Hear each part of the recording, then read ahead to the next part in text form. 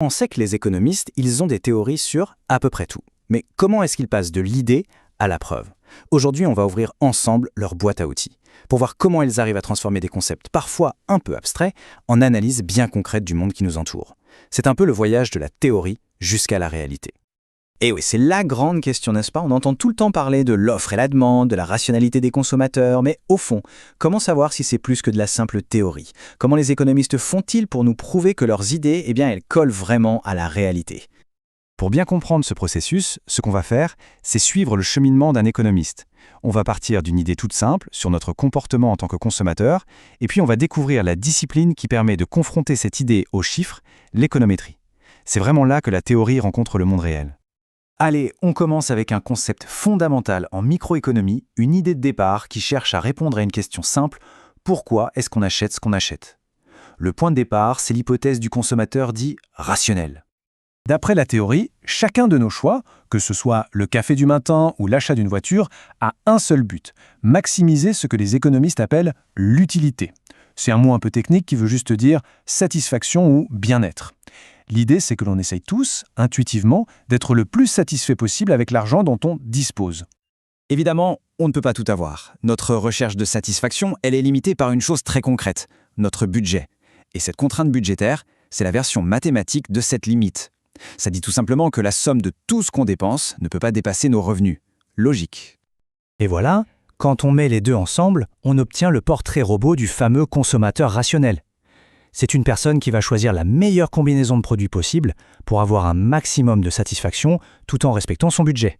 Sur le papier, c'est une façon très ordonnée de voir les choses. Et c'est là que ça devient passionnant. Parce que, sur le papier, tout est clair.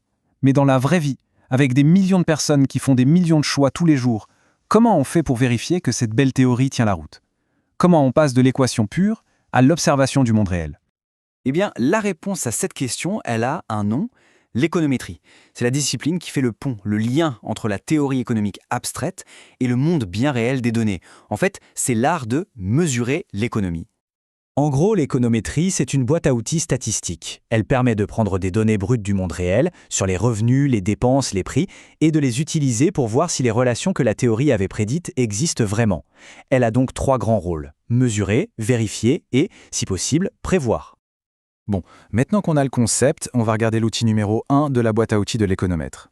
C'est une idée super puissante, mais vous allez voir, elle est assez intuitive. Ça s'appelle la régression linéaire. Visualisons la chose. Imaginez qu'on collecte des données sur des milliers de personnes. Pour chaque personne, on note 2 choses: son revenu et sa consommation. Si on place chaque personne comme un petit point sur un graphique, on n'obtient pas une belle ligne droite. Non, on obtient un nuage de points un peu dans tous les sens. Mais même au milieu de ce nuage qui a l'air un peu chaotique, on peut deviner une tendance générale. Plus le revenu augmente, plus la consommation semble augmenter aussi. Toute la magie de la régression linéaire, c'est de trouver la seule et unique ligne droite qui résume le mieux cette tendance générale. Alors, cette fameuse droite, elle a une formule mathématique, mais pas de panique. YT, c'est ce qu'on cherche à expliquer, par exemple la consommation. X1T, c'est ce qui explique, comme le revenu. Et les coefficients A0 et A1, ils définissent juste la position et la pente de notre ligne. Mais regardez bien ce petit symbole tout à la fin, epsilon. C'est peut-être la partie la plus honnête et la plus importante de toute l'équation. C'est le terme d'erreur. Il représente l'humilité du modèle. En gros, il nous dit « Attention, le revenu n'explique pas tout. Il capture tout le reste. Les goûts personnels, les imprévus, le hasard. C'est la part de réalité que notre ligne toute droite ne pourra jamais expliquer parfaitement. » Alors, comment est-ce qu'on la trouve, cette ligne parfaite? On utilise une technique qui s'appelle la méthode des moindres carrés ordinaires. Pour faire simple, imaginez que l'ordinateur essaye de tracer plein de lignes différentes à travers le nuage de points. Il va choisir celle qui minimise la distance totale entre tous les points et la ligne. C'est celle qui, en moyenne, se trompe le moins. Jusqu'à maintenant, c'est comme si on avait pris une photo à un instant T. Mais l'économie, c'est rarement une photo. C'est plutôt un film, une histoire qui se déroule dans le temps. Et pour analyser ça, il faut des outils un peu différents. Pensez-y, le produit intérieur brut d'un pays, le taux de chômage, le cours d'une action, toutes ces données n'ont de sens que si on les regarde dans leur séquence chronologique. On ne prend pas un instantané, on regarde le film en entier. C'est ce qu'on appelle des données en série temporelle. Ce qu'il faut bien voir ici, c'est que chaque observation est liée à celle d'avant.